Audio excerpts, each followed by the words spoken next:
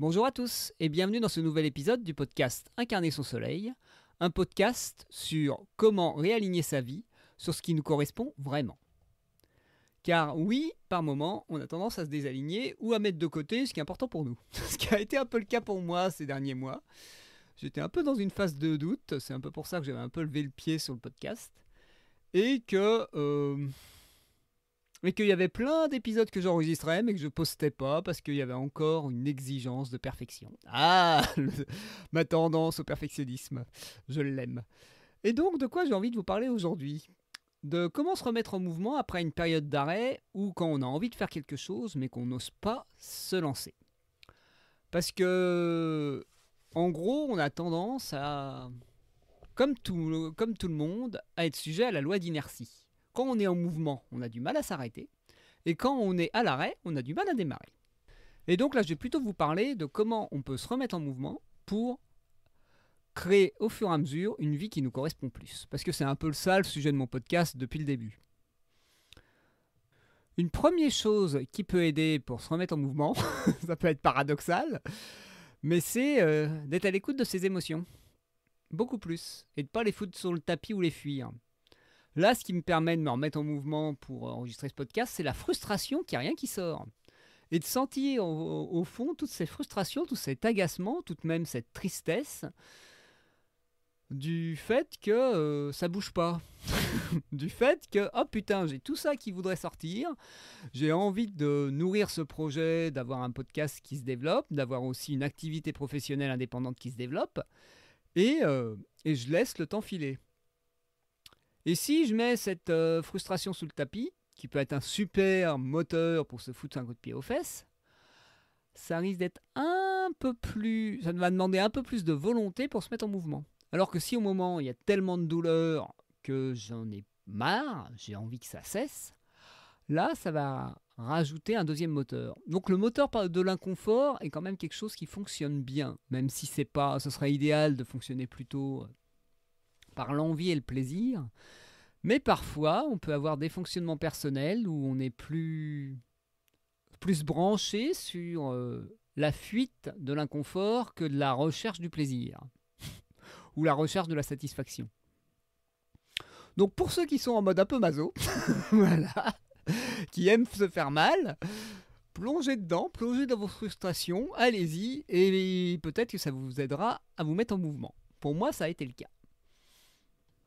Pour les personnes à l'inverse, un peu plus centrées sur le plaisir, la satisfaction et la fierté, vous pouvez partir un peu plus sur de la visualisation, voir où vous voulez aller et voir ce que ça pourrait vous faire d'avoir une vie qui vous ressemble plus.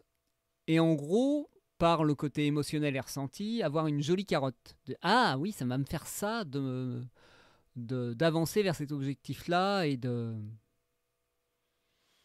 me mettre en mouvement pour obtenir ce résultat-là. Sans pour autant imaginer que tout se passera comme par magie, facilement et rapidement. La baguette magique, pour moi, elle n'existe pas. Il y aura toujours des efforts à fournir et il faudra du temps, il faudra être patient. Mais si vous voyez à quel point ça vous fait du bien de vous imaginer être ce type de personne qui vit cette vie-là, ça peut aussi vous aider à retrouver l'envie. Parce que oui, là je parle d'envie, mais c'est pas toujours un manque de motivation qui nous laisse dans cette immobilité. C'est plus souvent, je dirais, ou des croyances qu'on est incapable de le faire, qu'on ne peut pas y arriver, ou le fait d'avoir un idéal qui est trop élevé pour débuter. En gros, par exemple, quelqu'un qui a jamais fait de course et qui veut, d'ici 2 mois, courir 10 km. C'est peut-être pas possible pour tout le monde. C'est peut-être pas atteignable pour tout le monde. Et c'est peut-être pas souhaitable pour tout le monde non plus. Et il y en a, peut-être, qui ont juste besoin de se réhabituer progressivement. Moi, je sais pour ma part, là, je me suis remis au sport. Me fixer des séances d'une demi-heure, voire d'une heure régulièrement, c'est pas possible pour moi. J'ai commencé par des séances de 5-10 minutes pour arriver à me remettre dans le mouvement et arriver à me dire « Ah oui, ça c'est réalisable pour moi ». Donc un truc qui peut permettre de se remettre en mouvement aussi, c'est de commencer petit. C'est de se dire « Ouais, là je vais déjà faire une fois, tenter une fois, et après je vais voir ». Un autre truc qui permet, une fois que le mouvement a été initié, de continuer ce mouvement même si on fait une pause, c'est un truc qui m'avait aidé moi quand j'avais arrêté de mauvaises habitudes, c'est de me dire même si je fais une pause dans ma résolution, j'avais décidé à une époque d'arrêter de fumer, et je me disais même si je me remets à fumer, ça ne remet pas en cause ma décision et mon engagement d'arrêter de fumer. C'est pas parce que là je ne fais pas de sport que je ne suis pas en train de devenir un sportif. Ça peut paraître un peu contre-intuitif, mais ça permet de lâcher le côté qu'on a souvent tendance, le biais du foutu pour foutu. Ah ouais, mais vu de toute façon là j'ai loupé un entraînement, c'est bon, c'est foutu. Et donc je vais louper 15 entraînements.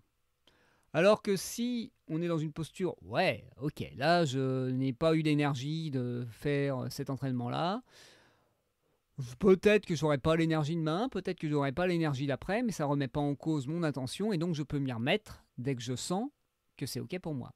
En essayant de se pousser un peu, en essayant de se dire, parce que derrière ce côté remise en mouvement, il y a aussi le rapport à l'engagement. Est-ce qu'on s'engage vers la vie qu'on a envie de vivre, envers nous-mêmes aussi?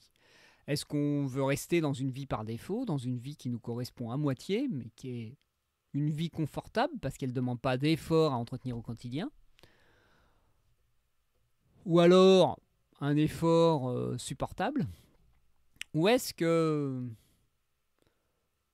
je m'engage avec moi pour chaque jour au moins penser à ce que je devrais faire et au moins générer de la frustration et au moins générer de l'inconfort, ce qui va au bout d'un moment générer un mouvement. Parce que ce qui fait aussi que l'immobilisme s'installe, c'est le fait de ne pas penser régulièrement à ce qu'on aimerait accomplir. En gros, d'être en mode inconscient, on laisse le temps défiler. On laisse les journées se dérouler en mode automatique sans se dire « Ah oui, ça serait mieux si c'était comme ça. Ah oui, ce serait mieux s'il y avait ceci. Ah oui, ce serait mieux s'il y avait ça. » Si vous voyez à longueur de journée devant vous un paquet d'ordures et que ça commence à sentir mauvais, au bout d'un moment, vous allez les sortir.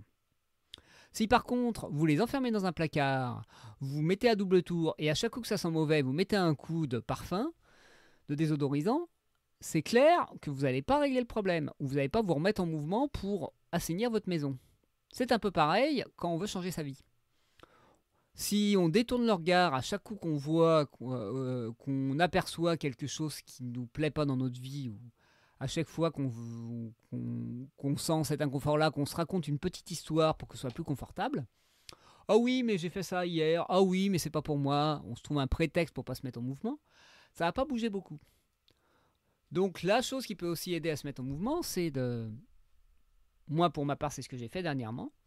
C'est de lister tout ce qu'on aimerait atteindre dans 5, 10 ans, de voir quel serait l'objectif atteignable dans l'année et quels seraient au trimestre les objectifs atteignables dans le trimestre. Voilà, je ne vais pas vous rentrer dans le détail de comment poser des objectifs, je vous en parlerai peut-être un peu plus tard, quand moi ça sera installé. Mais déjà, rien que le fait de relire régulièrement la vie que j'ai envie de me construire et de me rendre compte que ma vie actuelle n'est pas en phase avec la vie que je veux avoir, ça génère de l'inconfort. Et donc ça génère de la frustration, ça génère des émotions qui ne sont pas du tout confortables.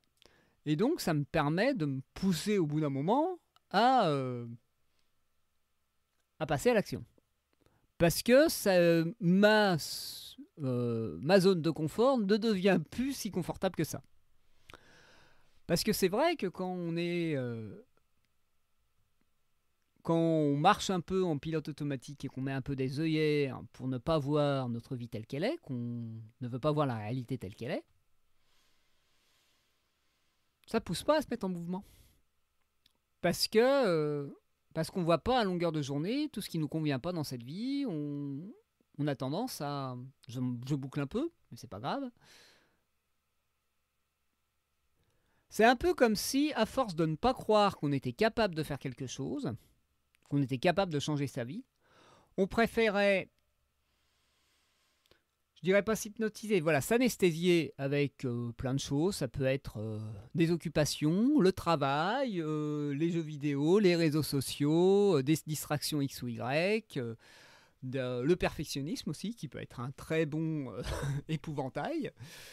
Voilà, la productivité qui ne va pas dans un sens de nos priorités, plein de choses comme ça, qui peuvent nous distraire pour nous dire « Ah oui, mais là, je fais des choses importantes » et ça peut permettre de rendre confortable cette zone de confort qui en réalité n'est pas vraiment. Parce que si on écoute vraiment à l'intérieur quelles sont nos aspirations et ce qu'on veut, ce qu'on appelle notre zone de confort, c'est plus une zone de connu. C'est plus une zone de... Là, je sais que ça, je peux l'entretenir, je sais que ça, je peux le conserver, je sais que ça peut rester stable, et je sais que ça, je peux l'avoir jusqu'à la fin de ma vie. Du moment qu'il n'y a pas un imprévu qui arrive, qui nous tombe sur la gueule et qui nous pousse à bouger. Mais disons que pour l'instant, je touche du bois, ça fonctionne, alors pourquoi faire autrement? Et donc, paradoxalement, ça peut paraître trop intuitif, mais avoir un endroit où vous affichez tout ce que vous voudriez dans votre vie, et tout, entre guillemets, ce que vous ne faites pas actuellement, ça peut vous mettre face à vos contradictions et face à votre responsabilité aussi de créer votre vie par vous-même. Par exemple, quelqu'un qui se plaint de ne pas avoir assez d'argent pour avoir la vie qu'il veut, s'il ne va pas demander une augmentation à son patron, s'il ne va pas vendre des choses, s'il ne va pas bosser à côté ou même tenter de gagner au loto, même si ça c'est beaucoup plus hypothétique et on n'est pas loin de la distraction, il risque pas d'avoir sa situation qui change. Ah oui, ça peut être très confortable de se mettre dans une posture de victime. Ah oui, mais c'est à la cause de l'État, de mon patron qui ne me paye pas assez, de ceci, de cela. Mais si vous ne demandez rien, vous n'obtenez rien. Si vous n'agissez pas, il n'y aura pas de résultat. Oui, il peut y avoir des hasards, des chances. Mais pour moi, de plus en plus, je vois la chance comme quelque chose de provoqué. Les hasards comme quelque chose qu'on appelle à soi. Si on désire qu'il y ait un changement dans sa vie et qu'on se donne les moyens pour qu'il y ait un changement, comme par hasard, les hasards vont arriver. Si par contre on est dans une posture où on veut rester dans une zone de confort, les hasards, les synchronicités, il y en aura moins. Parce qu'on ne va pas s'ouvrir au changement, on ne va pas s'ouvrir à l'inconnu, on ne va pas s'ouvrir aussi à ce qui pourrait créer de l'imprévu et créer du... Ouais, sortir de cette volonté de contrôle qu'on peut avoir en restant sur des rails. Et donc le meilleur moyen de sortir, de se remettre en mouvement aussi, c'est de voir l'imprévu et de voir le changement comme quelque chose de positif. Comme quelque chose qui peut nous apporter du bon. Arrêtez de dire que les imprévus, c'est uniquement des problèmes. Parce que c'est vrai qu'on est fortement déformé dans notre vision en disant, oui, par exemple, quand on est enfant, il ne faut pas parler à un inconnu. Inconnu, c'est obligatoirement dangereux. Faut pas faire ceci ou cela parce que ça peut être dangereux, ça peut apporter des risques. En gros, comme si le risque, comme si faire quelque chose qui n'était pas dans l'enceinte du connu, était quelque chose qui allait nous mettre en danger. Et pas le petit danger, le danger de mort. Donc est-ce qu'on pourrait sortir de cette vision et dire aussi, si je m'ouvre à l'inconnu, que ce soit une autre personne ou une opportunité, je vais pouvoir aussi m'apporter du bon. Parce que ce qui est assez marrant, c'est que les endroits où on s'autorise peut-être des surprises, prenons l'exemple du loto. L'exemple du loto, c'est quelque chose où on sait ce qu'on mise. Et on sait ce qu'on peut perdre. Après, si on fait le calcul sur l'année, c'est autre chose. Mais c'est un risque qui est calculé. Est-ce qu'on ne pourrait pas faire de même, aussi dans notre vie, pour prendre des risques calculés?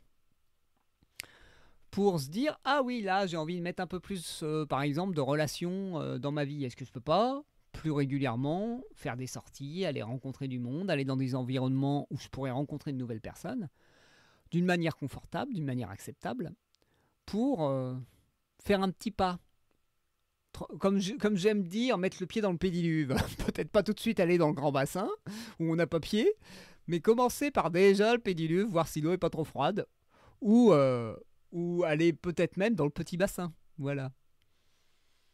Et oui, j'adore la piscine, donc c'est pour ça que vous allez avoir des allusions de piscine ou d'escalade de temps en temps. Ça fait partie des choses que j'explore. Tout ça pour dire que le meilleur moyen de se mettre en mouvement, c'est aussi de désirer le changement. Voilà. Parce que sans désir de changement, en disant ouais ma situation me convient, oh oui mais elle peut être, mais je suis pas sûr que, voilà le grand classique, on sait ce qu'on perd mais on sait pas ce qu'on gagne. Là c'est clair que c'est une croyance ou une vision qui peut un peu nous forcer à rester sur nos acquis. Sauf que si nos acquis ne nous satisfont pas et si nos acquis sont entre guillemets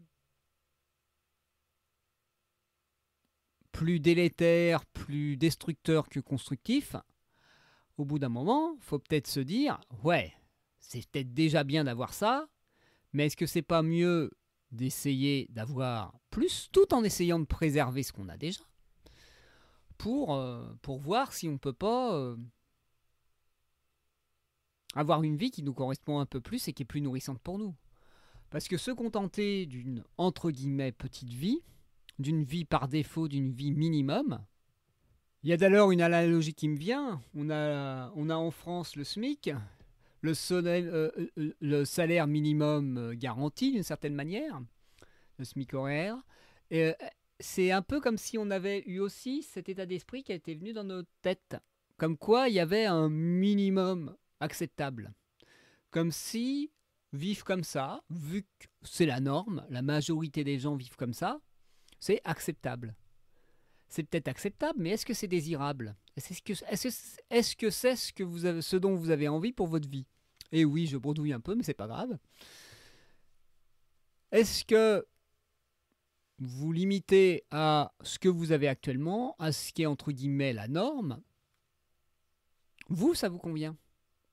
Ça peut convenir à certaines personnes, ça peut être totalement adapté à certaines personnes, mais est-ce que vous, c'est le mode de vie qui vous correspond? Parce que c'est ça aussi ce qui se cache derrière tout ce rapport à l'immobilisme. C'est...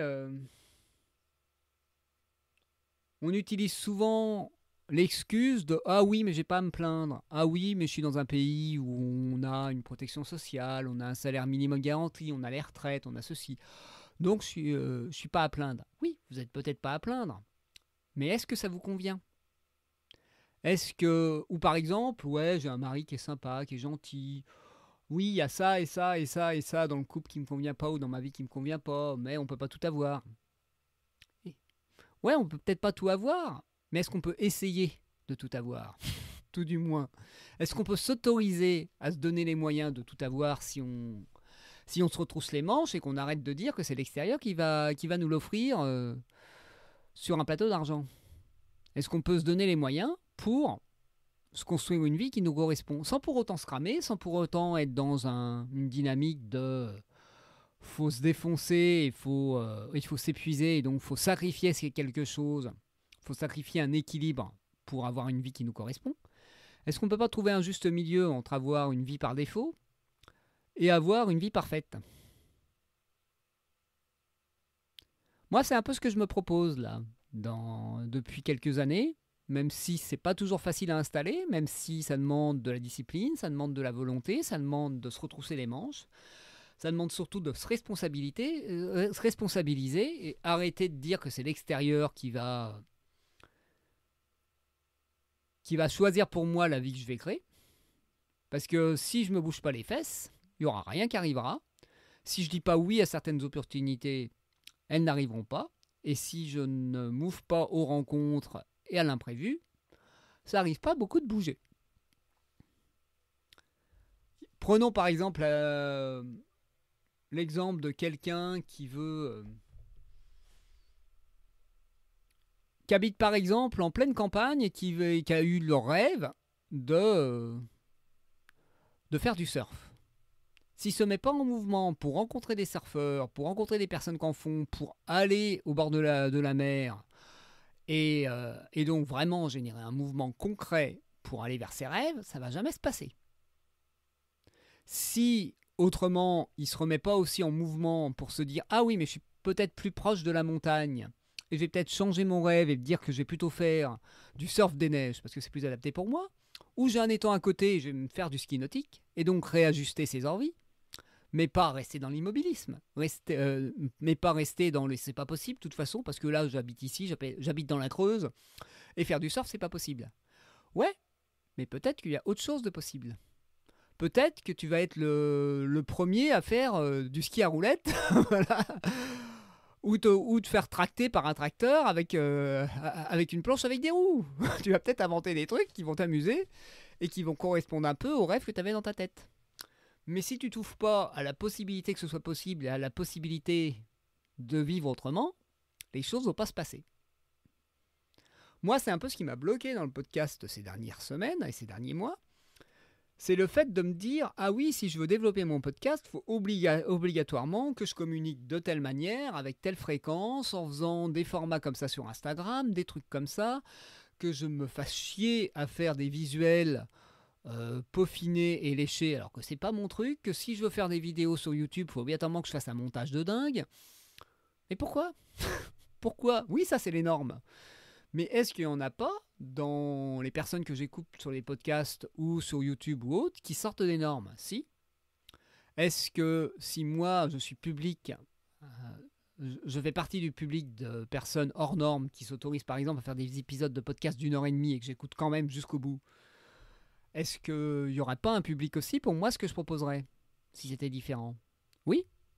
Alors pourquoi je me force à me formater et à avoir une vie, comme je dis, dans les clous, par défaut, normale, ou même me créer, entre guillemets, des rêves normaux, alors que c'est pas ce dont j'ai envie ? C'est normal que si je me force à faire quelque chose qui ne me correspond pas, ça va baisser ma motivation et baisser mon énergie, et que ça va me décourager, et que je vais me dire « Ah oui, mais je suis pas capable de faire ça. Oui, ça me correspond pas, c'est normal. » Si je me dis, là, maintenant, le seul moyen de me muscler, c'est de faire de l'haltérophilie et de pousser des barres de 100 kilos, vu mon physique actuel, c'est pas réalisable. Si par contre, je me dis, je commence avec des haltères, même sans poids, à 2 kilos à chaque bras, et après, j'augmente progressivement par 2 kilos. Dès que je sens que c'est trop, je baisse, et même si je sens que j'ai besoin de m'acheter des disques de 500 grammes, oui, ça fait petit, mais je m'en fous, pour pouvoir évoluer, je le fais à mon rythme et à ma manière.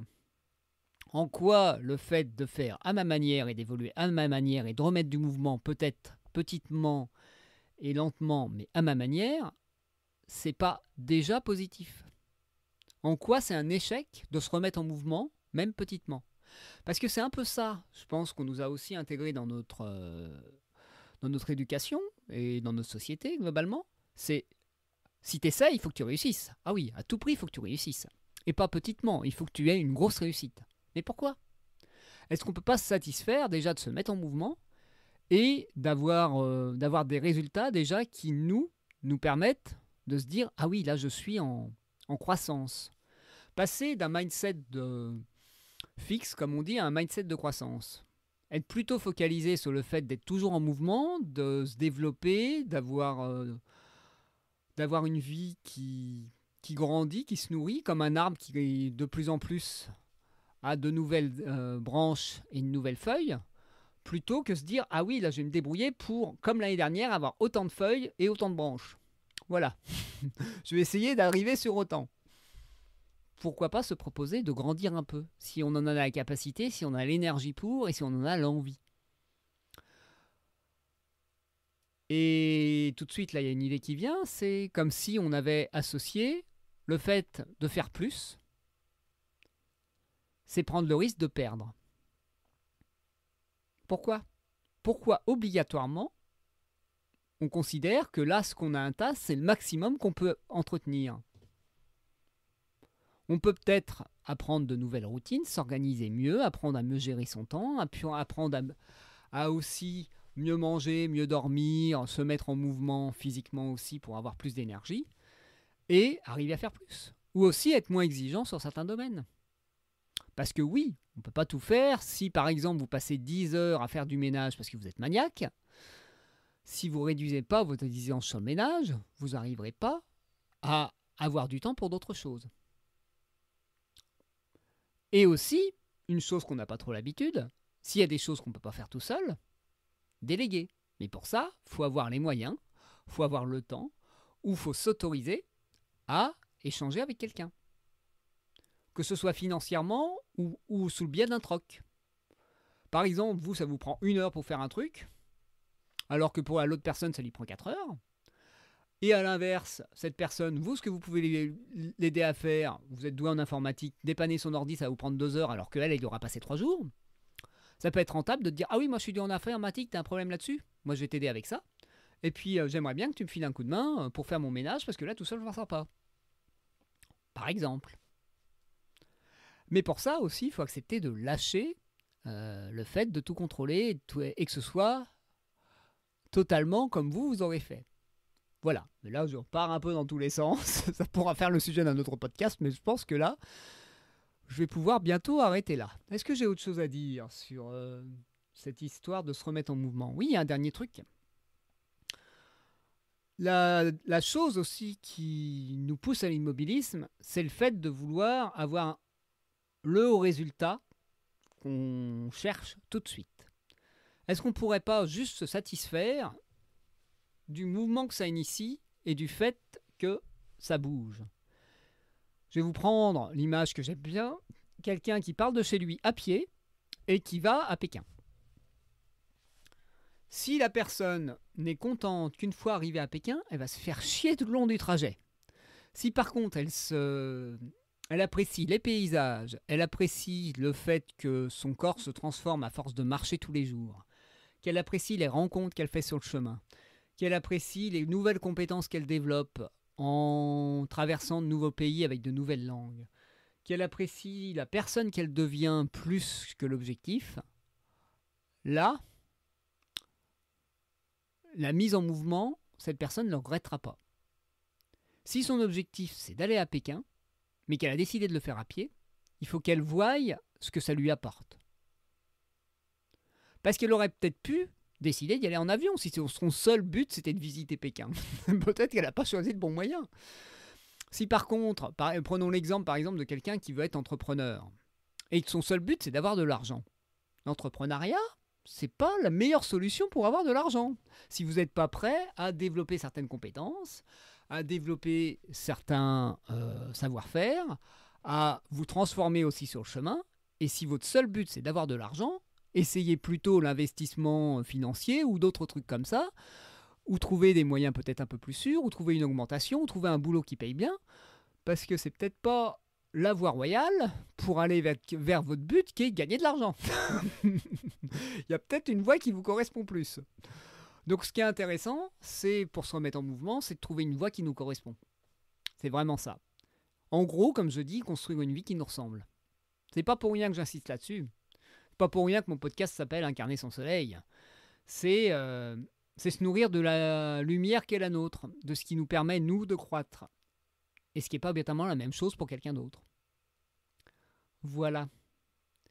Et bien sur ce, moi je vais vous souhaiter une très belle remise en mouvement pour ce début d'été. Et je vous dis à très vite pour un nouvel épisode. Dans l'idéal, je vais essayer d'en faire un chaque semaine. Mais on va voir si j'arrive à m'y tenir. Je ne garantis rien cette fois-ci.